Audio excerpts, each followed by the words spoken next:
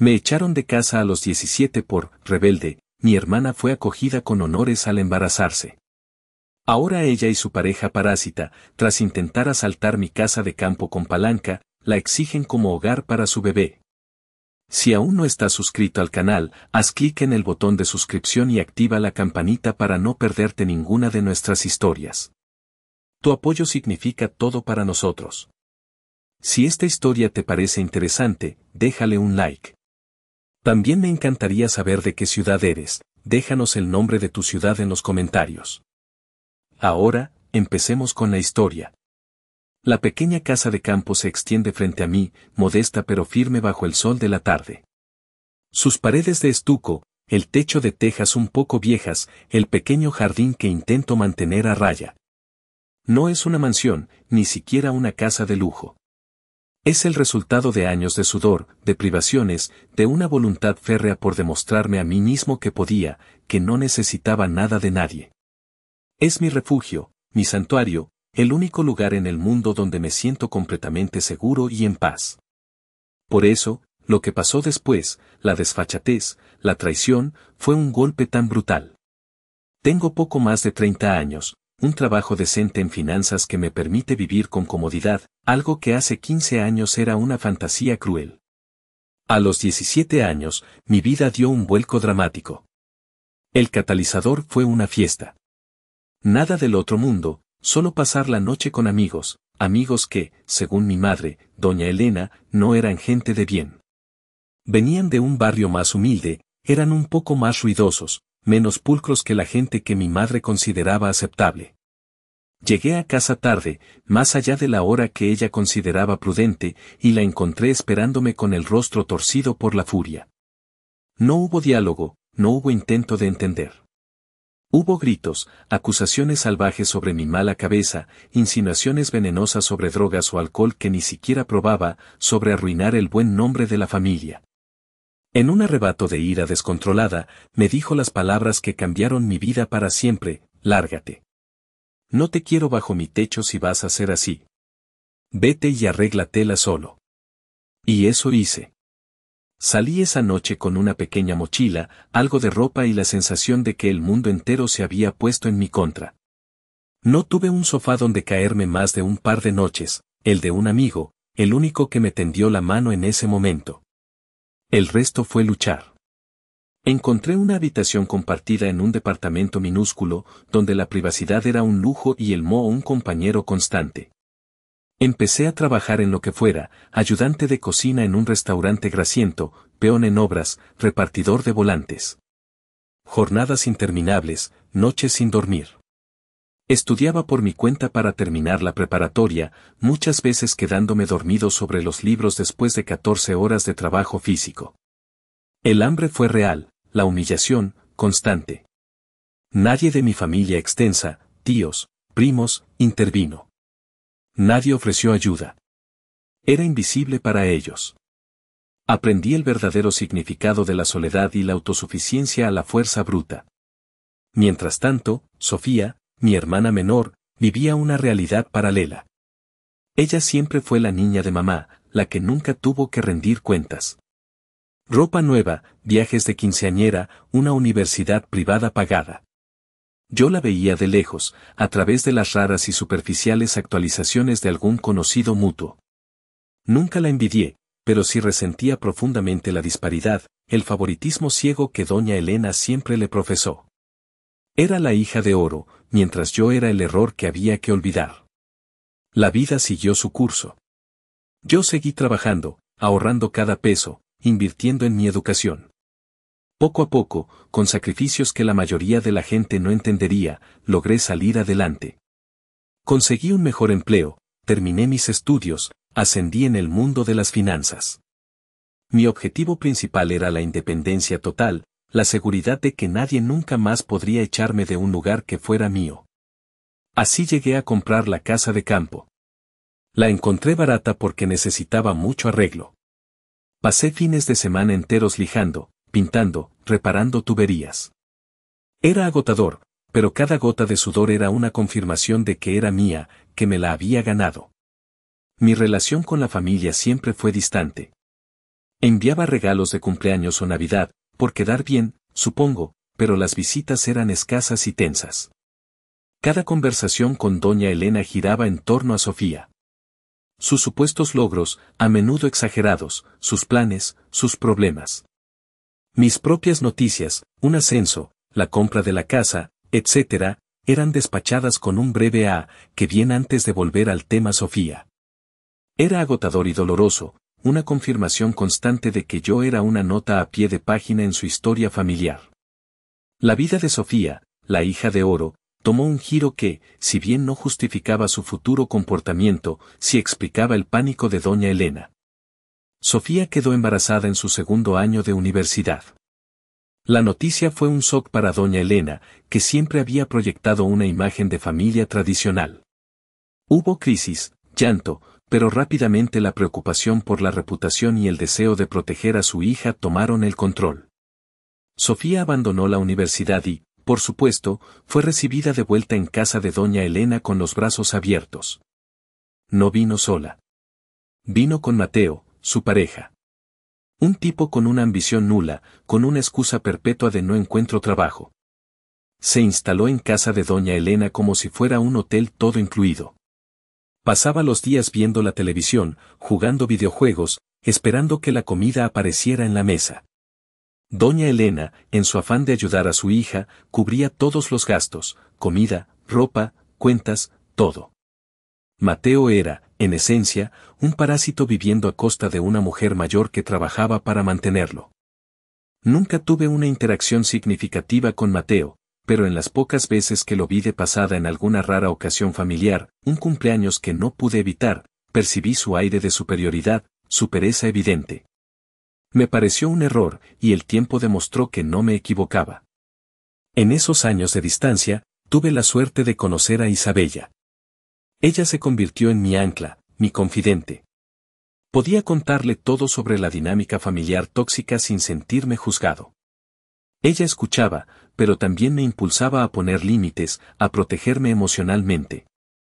Tu madre se equivocó, Ricardo, me dijo una vez, tú no tenías la culpa de su rabia. Lo que hiciste después, salir adelante solo, eso sí fue un logro tuyo. No dejes que nadie te lo quite. Su apoyo fue fundamental. La primera señal directa de que algo se cocinaba llegó unos meses antes de la gran demanda. Doña Elena, sorprendentemente, me invitó a una cena en su casa. Una cena familiar, algo que no pasaba desde hacía años. Fui con cautela. La cena fue tensa. Sofía y Mateo estaban allí, comportándose con una mezcla de incomodidad y derecho. Doña Elena, en lugar de preguntar por mi vida, más allá de un superficial cómo te va en el trabajo, empezó a hablar de lo difícil que era la vida, de cómo los jóvenes hoy lo tenían tan complicado. De lo caro que estaba todo. Luego, el giro. Empezó a lamentar lo apretados que estaban en su casa, especialmente con un bebé en camino.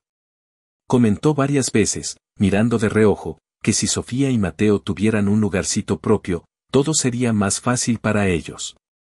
No lo pidió directamente, pero la indirecta era pesadísima, una sugerencia grosera y manipulación burda. Me sentí profundamente incómodo. Era obvio que esta cena no era sobre la familia, sino sobre tantear el terreno, sembrar la semilla de una futura petición. Me fui temprano esa noche, diciéndole a Isabella lo sucedido. Ella lo vio claramente, se están preparando para pedirte algo grande, Ricardo. Prepárate y no cedas. La gran bomba cayó un domingo por la mañana, mientras yo disfrutaba de la paz de mi casa de campo, bebiendo café en la terraza, escuchando los pájaros. El teléfono sonó, era doña Elena. Mi estómago se contrajo. Sabía que nunca llamaba a menos que necesitara algo. Después de una charla artificial sobre el clima y mi trabajo, soltó la noticia, Sofía y Mateo se casaban. Respiré aliviado, pensando que quizás eso significaba que se mudarían y me dejarían en paz. Qué equivocado estaba. Y necesitan un lugar propio, Ricardo, dijo con un tono que no admitía discusión.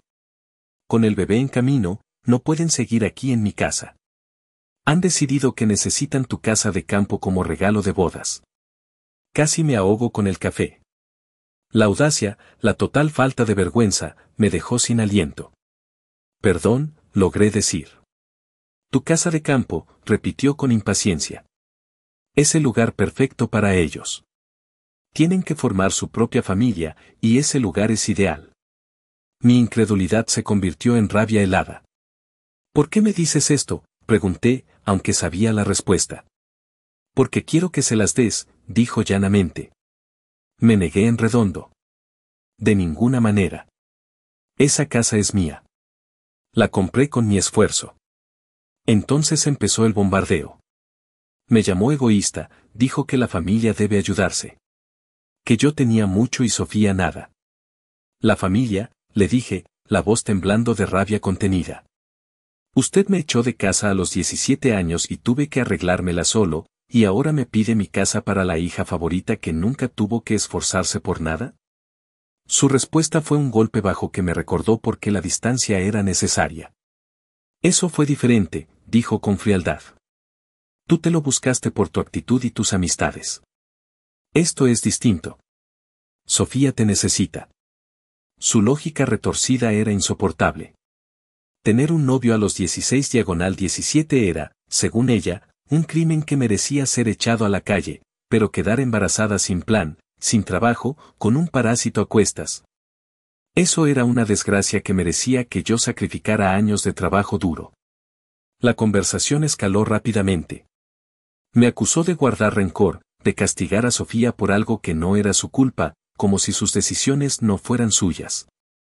Le dije que Sofía y Mateo eran adultos y debían actuar como tales, conseguir un trabajo, ser responsables, en lugar de esperar limosna y regalos. Pero tú tienes estabilidad y ella no, insistió. Es tu deber ayudar a tu hermana. No hubo forma de razonar. Colgó, pero no sin antes decir que esperaba que reconsiderara y amenazar con contarle a toda la familia lo egoísta que era. Le dije que contara lo que quisiera, mi decisión era final. La casa no estaba a discusión. Después de esa llamada, algo cambió en mí. Me di cuenta de que esto no iba a ser una simple conversación incómoda. Era una guerra. Hablé con Isabella. Me sugirió que, dado el nivel de manipulación y deshonestidad, necesitaba documentar todo. Siguiendo su consejo, decidí empezar a grabar todas las futuras llamadas y conversaciones con doña Elena, Sofía o Mateo. Era una medida de protección, una forma de asegurarme de que si las cosas escalaban, tendría pruebas. Los días siguientes fueron una avalancha de mensajes. Sofía me escribía, jugando la carta de víctima al extremo.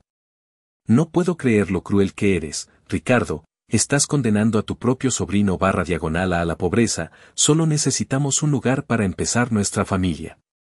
Sus mensajes eran puras tácticas de culpa. Mateo también me escribió, con un tono empalagoso que me dio náuseas. Siempre te admiré, Ricardo, sé que eres un hombre de éxito y de familia, espero que puedas ver el panorama completo y ayudar a los tuyos. Era tan descarado, intentando manipularme con falsa adulación. Les respondí a ambos con dureza, diciéndoles que me parecía increíble que, en su situación, con un bebé en camino y sin estabilidad alguna, su prioridad fuera intentar quitarme lo mío en lugar de trabajar. Les sugerí que buscaran empleo y ahorraran. Luego llegó el mensaje de doña Elena, un largo texto repitiendo todos sus argumentos, que yo debía esto a Sofía, que ella necesitaba una nueva oportunidad, que el bebé necesitaba un hogar estable. Incluso sacó a relucir la vieja mentira de que Sofía siempre me había admirado, una afirmación ridícula para cualquiera que conociera nuestra dinámica. Dijo que si les daba la casa, sería una oportunidad para reparar nuestra relación. No respondí. Sabía que era una trampa. Pero los mensajes y las llamadas grabadas no fueron suficientes para ellos. La presión escaló. Se presentaron en mi departamento en la ciudad. No avisaron, simplemente aparecieron en la puerta de mi edificio. La tuve que confrontar en el umbral. Sofía con cara de sufrimiento, Mateo con una mezcla de insolencia y desafío. No pidieron, exigieron. Hemos venido a buscar las llaves, dijo Mateo, como si fuera lo más normal del mundo. La confrontación fue tensa. Intentaron colarse en mi departamento, argumentando que necesitábamos hablar bien en un lugar tranquilo. Tuve que poner un pie en el umbral para bloquearles el paso. Su sentido de derecho era asombroso. Les dije que ya habíamos hablado, que mi decisión era no y que no había nada más que discutir. Mateo se puso más agresivo en su tono. Mira, Ricardo, no sabes lo difícil que podemos ponértelo. Las cosas se pueden complicar para ti si no ayudas a la familia. Eran veladas amenazas. Me mantuve firme. Con calma, les dije que sus amenazas no funcionarían, que si no se iban inmediatamente, llamaría a la policía por allanamiento y acoso. Los confronté con la absurdez de su demanda después de mi historia. Finalmente, se fueron, no sin antes lanzar alguna última frase venenosa. La visita me dejó temblando de rabia e incredulidad. Hablé con Isabella, le conté lo sucedido. Ella estaba horrorizada. Esto ya no es solo pedir, Ricardo, me dijo. Esto es acoso y amenaza. Tienes que tomar medidas legales ya mismo. No esperes a que hagan algo peor. Sus palabras resonaron. Yo también temía lo que podrían hacer a continuación. El colmo llegó un sábado por la mañana.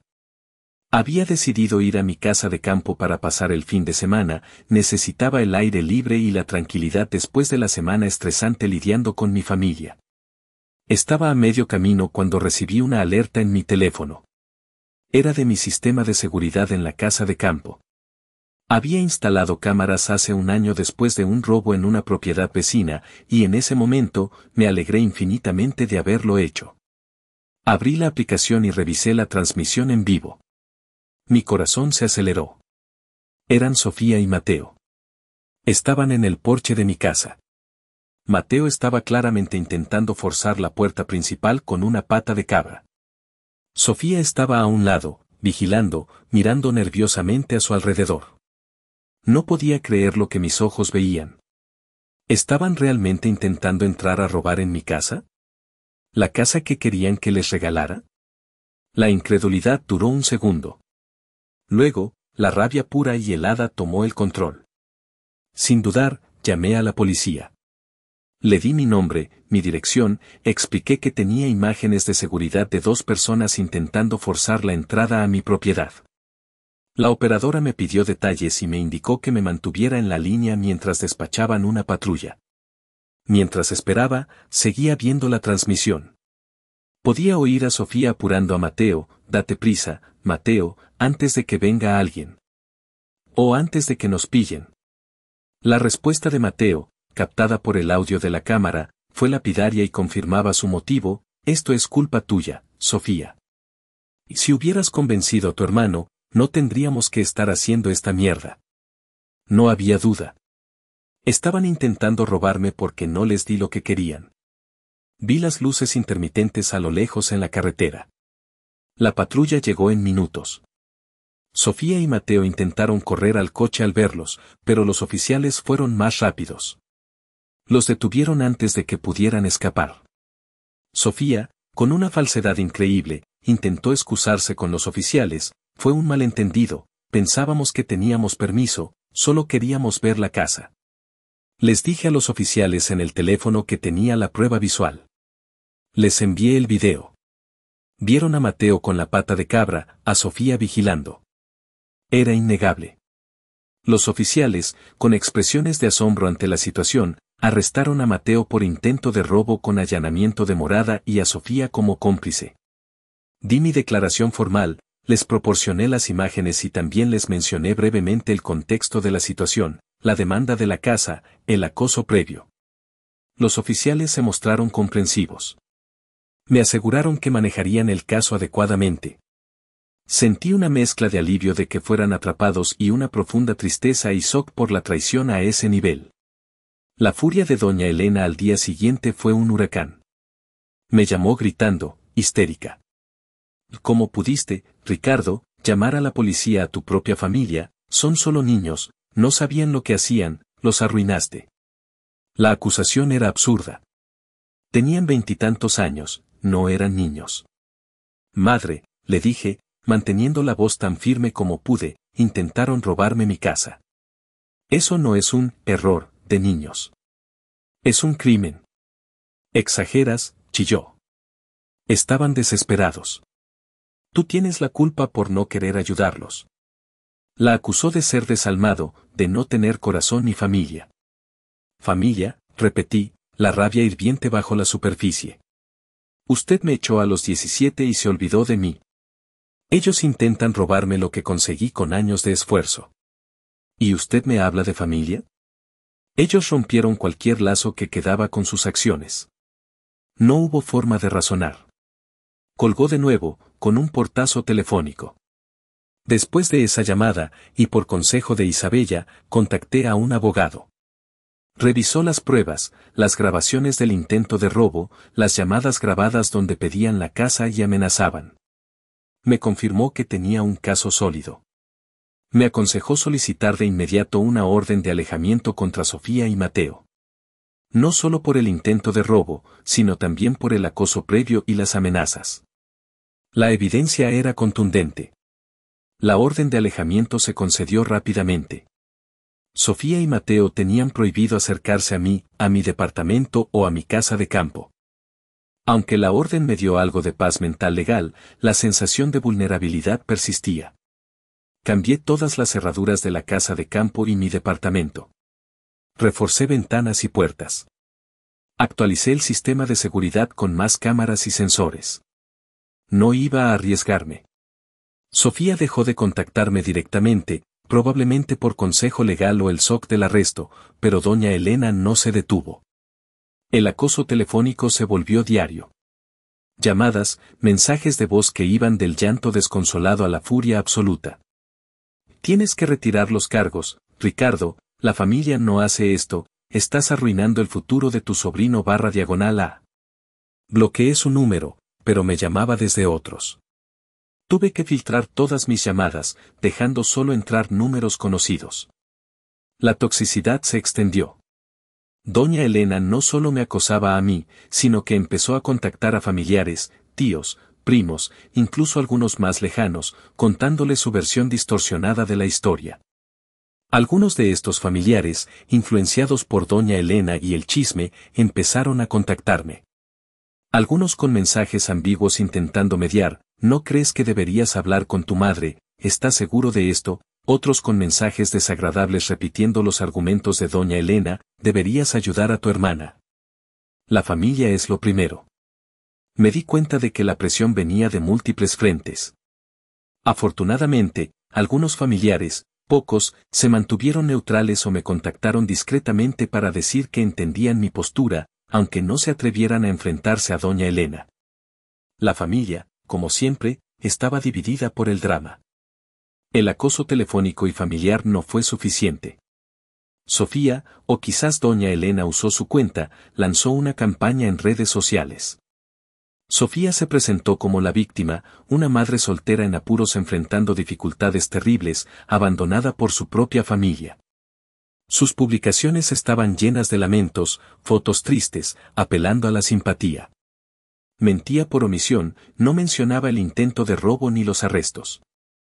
Me pintaba como el villano, un hermano rico y sin corazón que atesoraba una casa vacacional mientras su hermana y futuro sobrino /A la enfrentaban la calle. Amigos de Sofía y Mateo, y familiares lejanos, se unieron a coro, repitiendo los mismos argumentos superficiales: la familia es lo primero, qué corazón tan frío, debería sentir vergüenza. Doña Elena se sumó activamente. Compartía las publicaciones de Sofía, añadiendo sus propios comentarios distorsionados sobre lo difícil que siempre fue Ricardo y cómo ella había intentado mantener la paz. Reescribía la historia para encajar en su narrativa de madre sufriente e hijo desagradecido. Intenté ignorarlo, no quería darle más combustible, pero la situación se volvió insoportable. La gente que no sabía nada juzgaba basándose en mentiras. Pero el límite, la línea roja que cruzaron y me hizo actuar, fue cuando Sofía publicó una foto de mi casa de campo con una leyenda insidiosa: esta es la casa que mi hermano egoísta se queda para él solo, mientras yo, una futura madre, lucho por tener un techo. La foto era clara, reconocible para cualquiera que conociera la zona. Empezaron a aparecer comentarios especulando sobre la ubicación, el valor. Algunos comentarios eran bromas pesadas sobre ir a visitarla o reclamarla para Sofía. Eso fue demasiado. Sentí que mi santuario, mi lugar seguro, estaba siendo invadido de nuevo, esta vez públicamente. Mi privacidad fue violentada. Era peligroso. Inmediatamente contacté a mi abogado. Le presenté la evidencia, la campaña en redes sociales, las publicaciones de Sofía, los comentarios incitantes, la foto de mi casa. El abogado me confirmó que esto era acoso y posible difamación, especialmente porque incitaba a otros a potencially invadir mi propiedad. Me dijo que la orden de alejamiento que ya teníamos era un buen primer paso, pero que podíamos reforzarla con una carta de cese y desista formal a Sofía y quizás a doña Elena si seguía publicando, advirtiéndole sobre las consecuencias legales del acoso online y la difamación. Procedimos con la carta. La orden de alejamiento fue concedida rápidamente por el juez, basándose en las pruebas del intento de robo y el acoso subsiguiente. Sofía y Mateo tenían estrictamente prohibido acercarse a mí o a cualquiera de mis propiedades. Fue un alivio, un respaldo legal a mis límites. Pero la sensación de vulnerabilidad persistía. El chisme y la campaña de reputación no se detendrían fácilmente. Y doña Elena, al no estar directamente implicada en el intento de robo, no estaba cubierta por la orden de alejamiento. Su acoso continuó. Y escaló de nuevo. Se presentó en mi casa de campo. Había ido un sábado para seguir con los arreglos, disfrutar un poco del aire libre, tratando de recuperar la normalidad. Estaba trabajando en el jardín delantero, que da a la calle de la pequeña comunidad rural, cuando vi su coche llegar y estacionarse. Sabía que no podía ignorarla, sería peor. Respiré hondo y me preparé. Salió del coche y empezó el ataque verbal de inmediato, y de una manera particular. Consciente de que algunos vecinos podían verla, doña Carmen estaba regando sus plantas al lado, don Manuel trabajaba en su coche, su voz era dramática, llena de lamento. Me acusó de arruinar la familia, de destruir la reputación de Sofía y Mateo con mis acciones crueles, de causar un escándalo en la comunidad. Se presentó como la madre sufriente, y a mí como el hijo desagradecido que se negaba a ayudar a su hermana en su hora más oscura. Pero yo no cedí. Manteniendo la calma, decidí usar la situación para mi ventaja. Hablé lo suficientemente alto como para que los vecinos pudieran oír, sin gritar, pero con claridad. Madre, le dije, mi voz firme, no hay escándalo aquí. El único escándalo fue cuando Sofía y Mateo intentaron entrar a robar a mi casa con una palanca hace unas semanas. Tuve que llamar a la policía para protegerme de ellos. ¿Es esa la ayuda familiar de la que habla? Vi las caras de los vecinos, don Manuel detuvo lo que hacía, doña Carmen nos miraba fijamente. La narrativa de doña Elena, la del hijo cruel que niega un techo, chocó de frente con la realidad del intento de robo criminal, expuesta públicamente por mí en el lugar de los hechos. La vi flaquear, su rostro se puso lívido. Intentó minimizarlo, estaban desesperados, Ricardo, tú no entiendes. Entiendo perfectamente, madre, la interrumpí, subiendo un poco más la voz para que todos oyeran. Entiendo que cuando yo tenía 17 años y usted me echó de casa sin nada, me tuve que valer por mí mismo, trabajar en 3 empleos para sobrevivir y estudiar. Nadie de la familia me ayudó entonces. Y ahora usted viene a mi casa, la que construí con mi propio esfuerzo, a decirme que se la de a quienes intentaron robarla. ¿Y lo hace delante de los vecinos, después de haber estado hablando pestes de mí por aquí? La expuse por completo. Su cara era una máscara de rabia y humillación. Le dije, sin rodeos, que no iba a ceder la casa, que no iba a retirar los cargos y que dejara de acosarme. Si tanto le preocupa Sofía y su bebé, le dije, déles usted su casa. Usted es quien tanto habla de sacrificio familiar. Empiece por sacrificarse usted en lugar de exigirme a mí que de todo lo que tengo a quienes me agredieron. No tuvo respuesta. Se subió al coche, dio la vuelta bruscamente y se fue, dejando tras de sí un silencio tenso. Los vecinos, después de un momento, volvieron a lo suyo, pero sabía que habían oído. Había defendido mi espacio y mi verdad, no solo ante ella, sino ante testigos. Después de la confrontación en la casa de campo, el acoso de doña Elena se calmó un poco, quizás avergonzada por haber sido expuesta ante los vecinos. Pero la campaña de reputación no cesó. La presión venía ahora principalmente a través de conocidos mutuos. Mensajes privados en redes sociales, llamadas inesperadas de gente con la que no hablaba en años. Algunos repitiendo los argumentos manipuladores de Sofía y doña Elena, otros intentando la mediación ridícula: ¿por qué no te sientas a hablar con ellos, Ricardo? Minimizando el intento de robo a un simple problema familiar. La gente que no sabía la historia completa me juzgaba duramente. Me di cuenta de que mi silencio, mi intento de manejarlo en privado, más allá de las acciones legales, no estaba funcionando. La narrativa de Sofía y doña Elena, llena de mentiras y victimismo, dominaba la percepción de nuestro círculo social y familiar. Hablé con Isabella. Ella me confirmó: tienes que contar tu versión, Ricardo. Con hechos, con pruebas. Que la gente sepa la verdad. Decidí escribir una publicación en redes sociales. No una queja llena de rabia, sino un relato conciso y directo de los hechos, con un tono que reflejara mi experiencia. Empecé por el principio: mi desalojo a los 17, la soledad, los trabajos, la lucha por salir adelante sin ayuda. Describí los años de esfuerzo, los sacrificios, dormir poco, no tener lujos, posponer metas personales, para construir una vida y, finalmente, comprar la casa de campo, mi refugio ganado a pulso. Enfatice que nadie me dio nada, que lo logré solo. Luego, abordé la situación actual, el embarazo de Sofía, cómo fue acogida de vuelta con Mateo. Describí la dinámica de dependencia que establecieron, viviendo a costa de doña Elena sin contribuir. Y llegué al punto de quiebre: la demanda de mi casa como regalo, mi negativa, el acoso, la visita a mi departamento.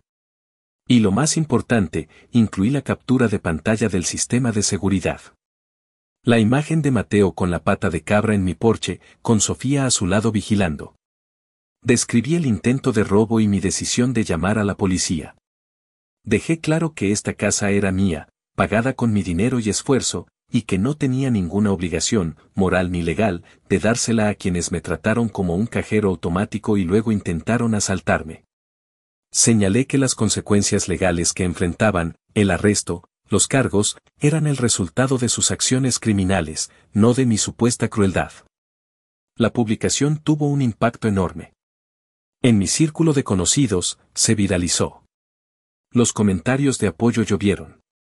Mucha gente condenó el derecho, la manipulación. Compartieron historias similares de dinámicas familiares tóxicas. Algunos familiares que habían estado en silencio me escribieron en privado diciendo que siempre sospecharon que la versión de doña Elena y Sofía no era la completa.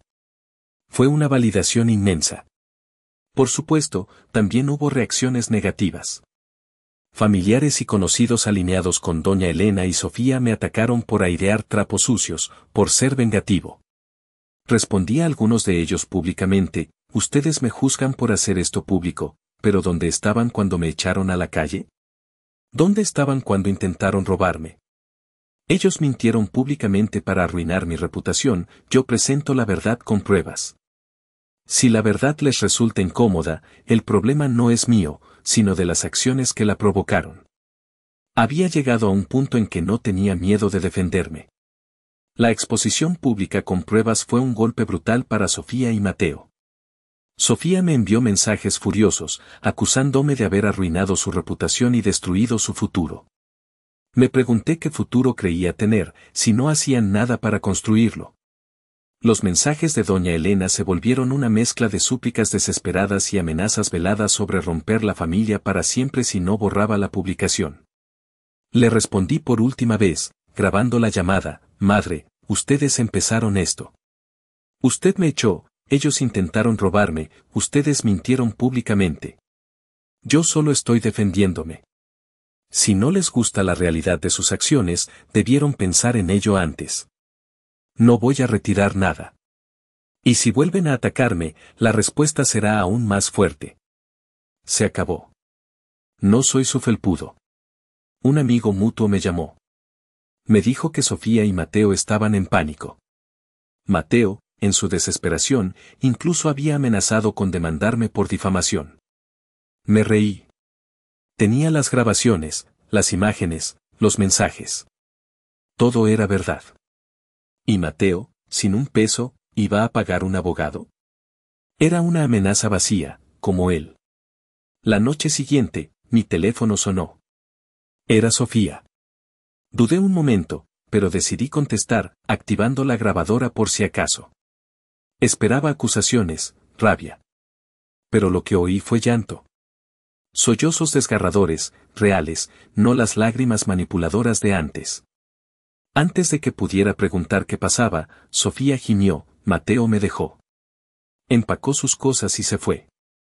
La culpó por todo, la publicación de Ricardo, su situación legal, el estrés del bebé, su propia incapacidad para encontrar trabajo. La llamó tóxica, le dijo que no podía más con ella y se fue sin mirar atrás. La había abandonado, a ella y al bebé, justo cuando estaba más vulnerable.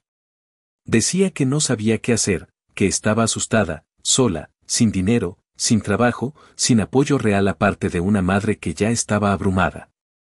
Había tocado fondo y no veía salida. Me llamó porque no tenía a nadie más.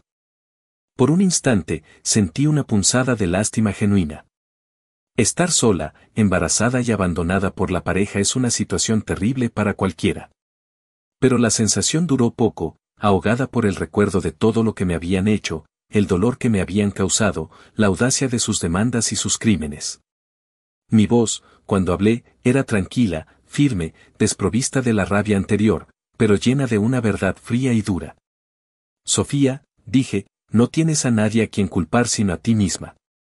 No iba a dejarme manipular por su crisis. Yo había estado peor, más joven, y solo. Elegiste tener un bebé sin un plan, con un hombre que no hacía nada. Elegiste quedarte con él a pesar de su pereza. Elegiste intentar robarme lo que construí con años de esfuerzo. Elegiste mentir y atacarme públicamente. Esta situación es el resultado directo de tus decisiones y acciones. Sus sollozos disminuyeron, reemplazados por un silencio atónito. Pero no había terminado. Tenía años de frustración acumulada, y necesitaba decir la verdad que nadie más en su vida, especialmente doña Elena, le había permitido enfrentar. La vida no es un cuento de hadas, Sofía, le dije. Nadie va a venir a rescatarte y arreglar tus errores. ¿Cómo piensas cuidar a un hijo si no puedes cuidarte a ti misma? ¿Creíste que mamá lo resolvería todo? ¿O que yo, después de todo, te sacaría del apuro? La confronté con la realidad de su derecho y su pereza.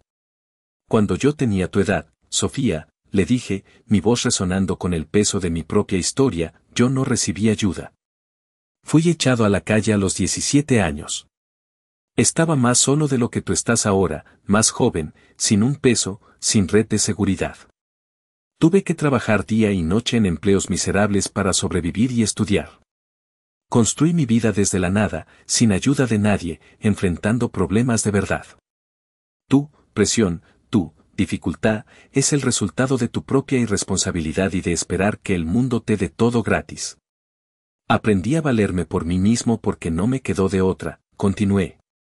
Enfrenté mis desafíos de frente, no esperé que otros los resolvieran por mí o los financiaran. Tú, en cambio, culpas a todos menos a ti misma por las consecuencias de tus pésimas decisiones. Es hora de que madures, Sofía. Es hora de que te responsabilices de tu vida y del hijo que traes al mundo. Deja de esperar que otros te rescaten cada vez que las cosas se ponen difíciles porque te negaste a prepararte. Su voz, débil y temblorosa, finalmente rompió el silencio. Dijo que yo era frío, que no entendía lo difícil que era su vida, que nunca había estado en su posición, que esperaba algo de compasión. Me reí, una risa sin humor, llena de la ironía amarga de la situación. Sé exactamente lo difícil que es la vida, Sofía, le dije. La viví, sola, a los 17 años. Y salí adelante. La diferencia entre tú y yo es que yo asumí responsabilidad y me hice a mí mismo. Tú sigues siendo una niña que espera que mami o alguien más limpie su desastre. No esperé su respuesta. Es hora de crecer, Sofía. Espabila. Y colgué. Colgué y sentí una paz profunda, una liberación. No sentí culpa, ni duda. Sofía había tomado sus decisiones. Ahora enfrentaba las consecuencias. No era mi trabajo, ni mi responsabilidad, ni mi deseo, ser su salvador. Ella necesitaba aprender a valerse por sí misma, tal como yo tuve que hacerlo. Me negué a ser el felpudo de la familia, el cajero automático, el chivo expiatorio. Y en esa negación encontré mi propia libertad y dignidad. La casa de campo seguía siendo mía, un símbolo no solo de mi esfuerzo, sino de la batalla que gané por mi propia independencia y autoestima.